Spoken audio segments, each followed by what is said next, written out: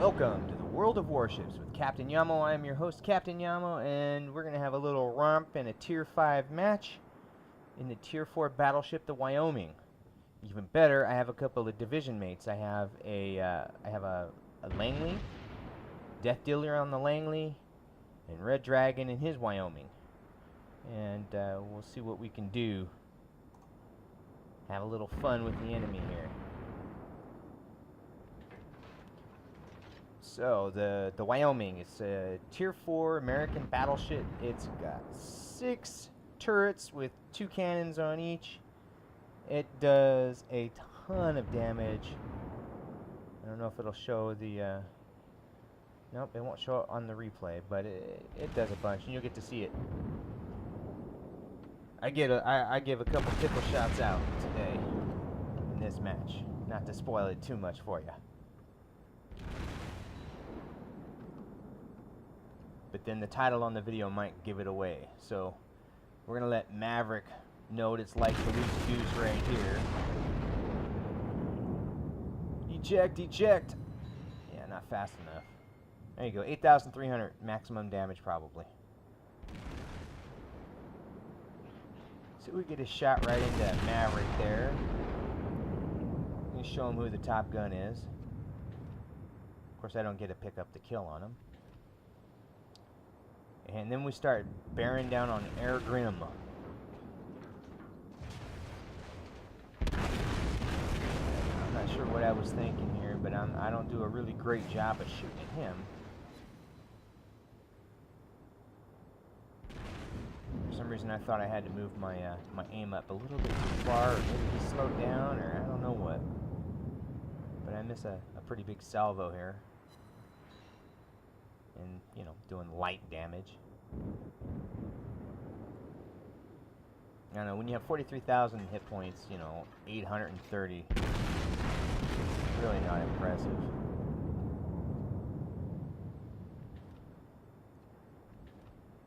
And I'd like to highlight, here's a great thing about having a division, especially when you guys are near enough to support one another.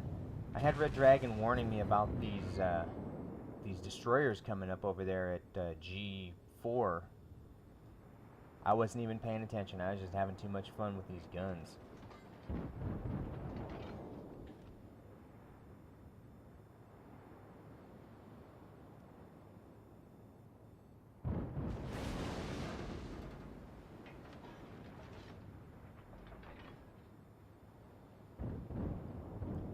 So I turn to the port. And I start looking for targets.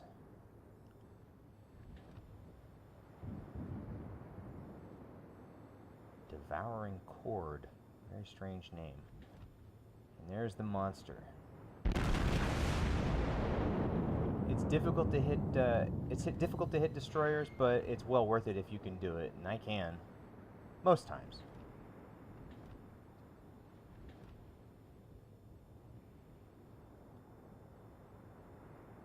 You can see Red Dragon turning hard to get away from anything. I'm going to go ahead and go into third-person view here so we can see. Maybe not. This is worth watching. So what's the trick to hitting destroyers at long range? Lazy-eyed gunnery. I got to tell you guys. Look at this. I take a shot. I see where it lands. I adjust and unleash a salvo.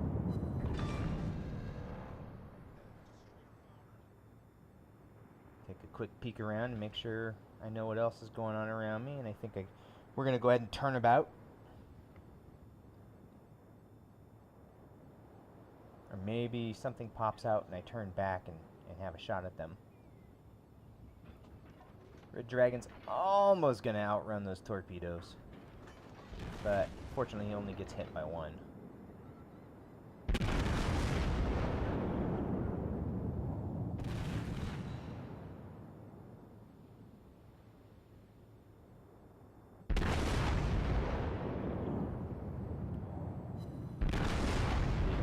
Is a fantastic ship. It's got, you know, a lot of relatively quick firing guns on it.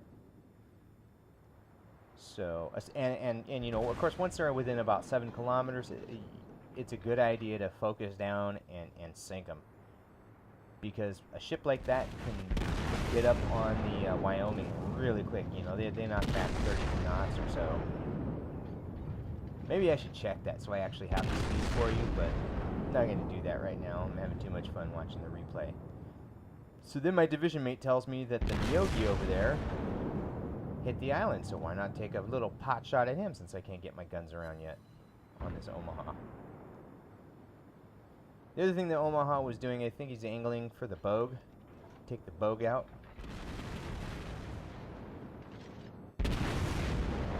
So we go ahead and tickle him a little bit and then finish him off with the next salvo, I think. Turcloud. Truckloud. There's some interesting names. Then I noticed the Isakaze, so I want to get the Omaha out of the way real quick. I don't want him shooting at my carriers.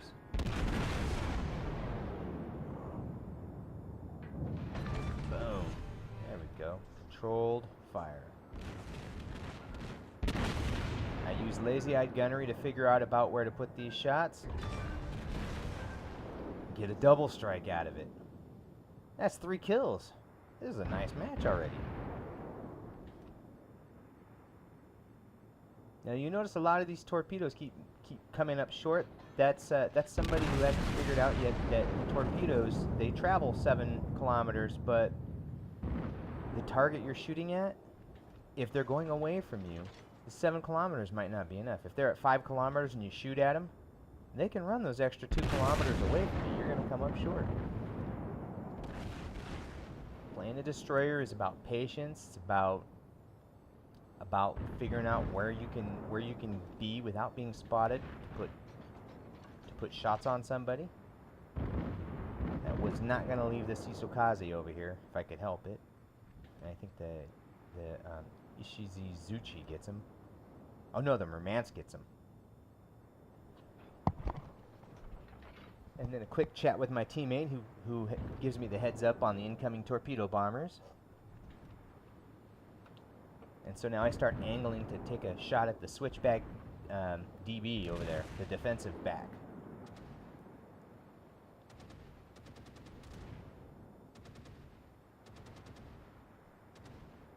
The torpedo bombers are coming in on you. It's your best bet is to turn towards them, towards the side you think they're going to be shooting torpedoes at you from. It'll help you dodge as many of them as possible.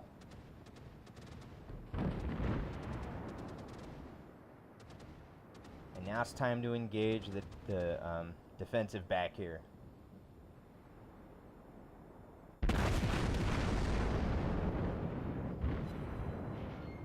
Oh, and he runs aground. Beautiful. Thank you. Thank you, sir. Start aiming right about where the engines are. Some good hits in. And sink them. That's 4. This is fantastic. This is one of the first matches where I divisioned up with somebody, so maybe I was just trying to show off for him. Or maybe the digital chickens I sacrificed to RNGesus did something for me.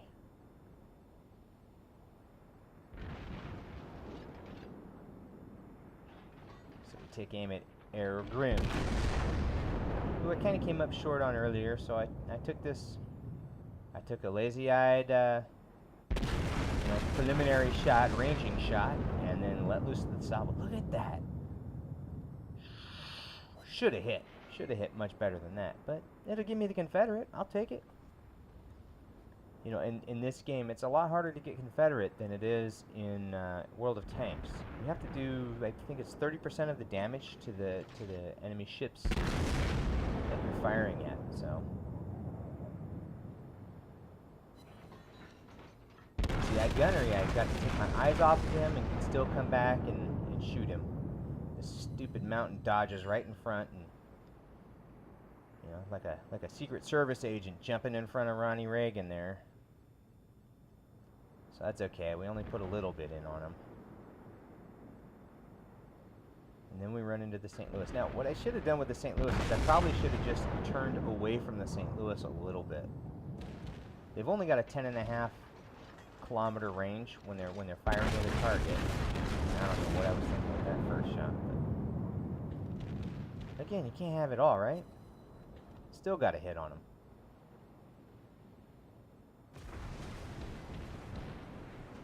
Mersag. We're going to sag a couple shots into the superstructure there. And not that shot, of course. The other thing you kind of got to get, you kind of got to pay attention to is whether the enemy ship is turning or, you got to kind of pay attention because it really will throw off your shot. But we get another tickle hit in. Another tickle shot, and then here comes the bombers again. Trying to finish off the Wyoming. Red Dragon and the Wyoming right there. St. Louis sets me on fire.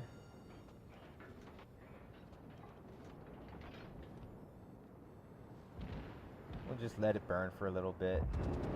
Then I decide to put the fire out. Which could have been a mistake. If that torpedo bomber had dropped on me, I could have been taking flood damage.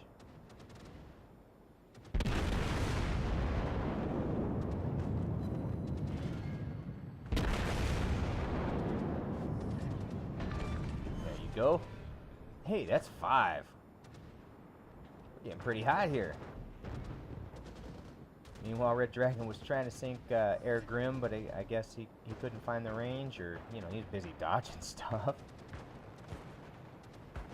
I don't know why the enemy carriers were focusing on Red Dragon. I'm pretty certain it's obvious that I should be sunk. With my 6th kill. And now it's just a matter of chasing down the carriers, and rather than make you wait for it, through the magic of fast forward replay, we lose Red Dragon. And now our score is, 700. We're almost 300 points up on the enemy. And just as I'm about to exit the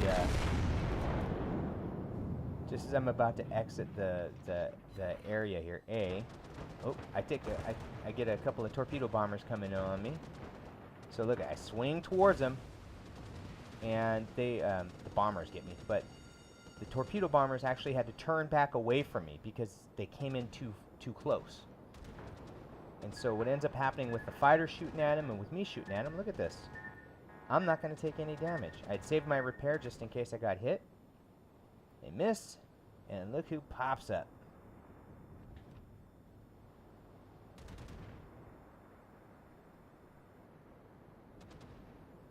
And so now we got a Langley.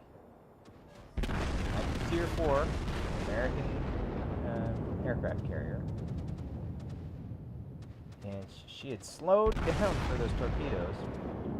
And then I start figuring out the range. Our victory is in sight.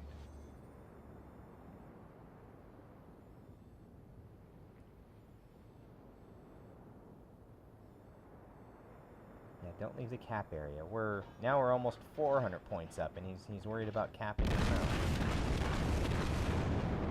I want the kills. I've got 6.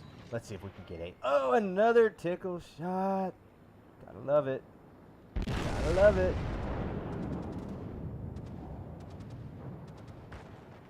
And look, right through the superstructure. That's one of the frustrating things about shooting at the Langleys. That happens to me a lot for some reason. I'll shoot right through that thing. So I adjust my aim for the bow and the waterline, and we'll get him out of here with 2 more Citadel hits and the high caliber.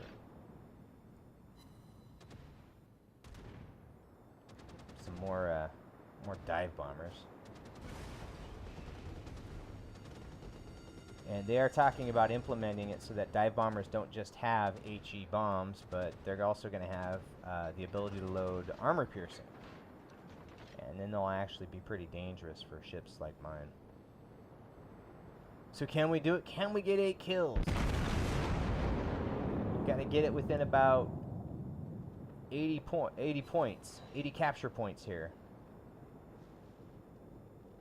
And then all of a sudden, the dispersion on my shots just goes crazy. I come up short, going long.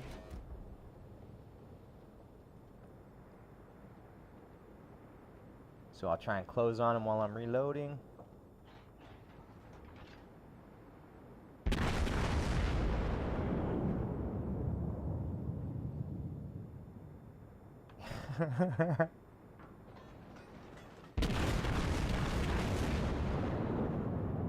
When we were playing, I was telling my division mates, you know, it makes you kind of miss the .63 accuracy on the KV-2.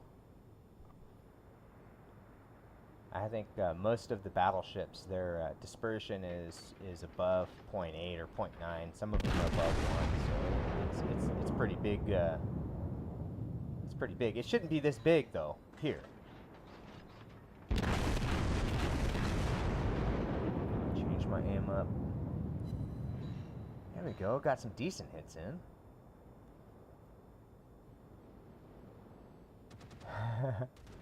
Takes a torpedo.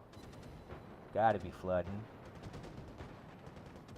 Still launching dive bomb, or yeah, dive bomber. Got me on fire again.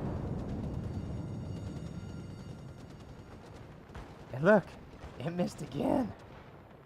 I only got about 24 capture points. Then somebody else did some damage and set him up for the kill.